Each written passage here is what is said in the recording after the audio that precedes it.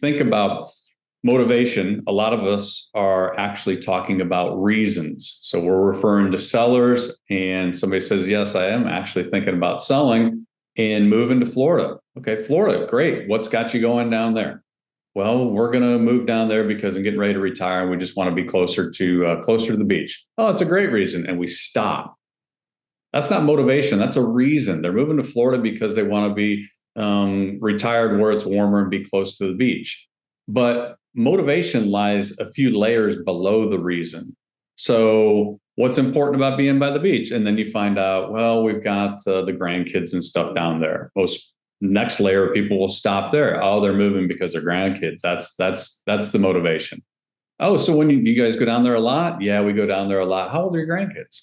They find out that they're 6 and 8 and they're just starting t-ball and softball. Oh my gosh, you've got to love that. We absolutely love going to their games. And the other thing is both parents work. So last time we were down there, we got to pick them up from preschool. And now you start hearing them talk and they're sounding different. And that's getting closer to what the motivation is.